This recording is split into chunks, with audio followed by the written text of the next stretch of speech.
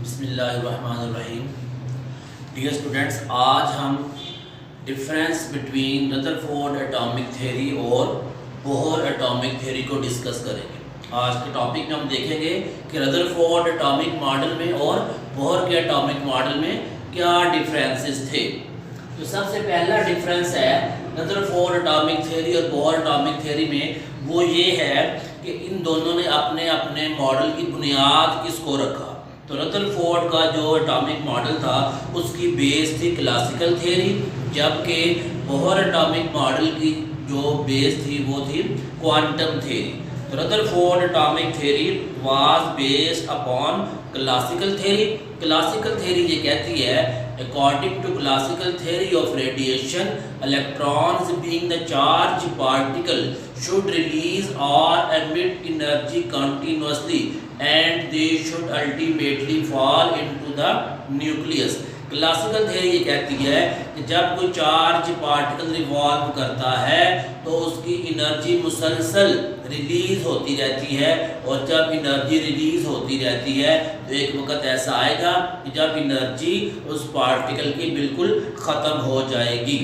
तो classical theory Rutherford ने ये बात तो बताई कि इलेक्ट्रॉन न्यूक्लियस के गिर्द रिवॉल्व करता है, लेकिन उसके पास एनर्जी कहाँ से आती है, एनर्जी रिलीज होती है या नहीं होती, इस बात का जिक्र रदरफोर्ड ने नहीं किया। जबकि बोहर ने अपने मॉडल में क्वांटम थ्योरी को बेस बनाया। क्वांटम थ्योरी ये कहती है कि इलेक्ट्रॉन रिवॉल्व करते हैं in orbits of fixed energy. Electron जिस ऑर्बिट में रिवॉल्व करता है उसकी एनर्जी फिक्स रहती है।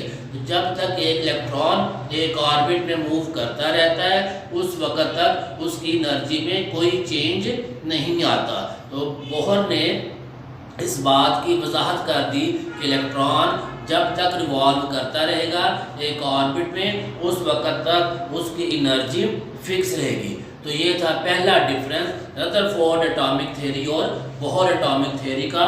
रदरफोर्ड की जो एटॉमिक थ्योरी थी it was based upon classical theory और Bohr atomic theory was based upon quantum theory.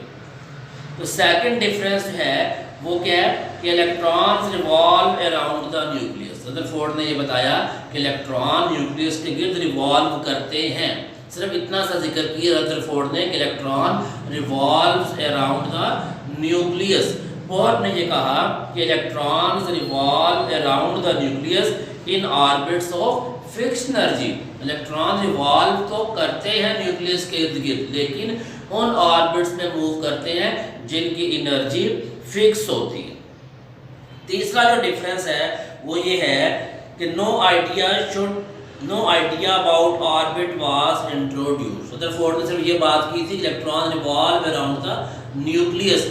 Orbit का कंसेप्ट जो था वो रदरफोर्ड ने नहीं दिया था, जबकि बोहर ने कहा कि orbits had angular momentum. Bohr ने ऑर्बिट का कंसेप्ट दिया कि इलेक्ट्रॉन जहाँ रिवॉल्व करता है न्यूक्लियस के इर्द गिर्द वो जो सर्कल्स हैं वो ऑर्बिट्स कहलाते हैं, और जो ऑर्बिट्स हैं उनका एक फिक्स एंगुलर मोमेंटम भी होता है। जो फोर्थ डिफरेंस है वो ये है कि रदरफोर्ड एटॉमिक थ्योरी में ये कहा गया atom should produce continuous spectrum. अगर हम क्लासिकल थ्योरी की बुनियाद को ठीक मान लें तो फिर मुसलसल स्पेक्ट्रम क्रिएट होना चाहिए, एक कॉन्टिन्यूअस स्पेक्ट्रम बनना चाहिए, लेकिन हकीकत में ऐसा नहीं होता।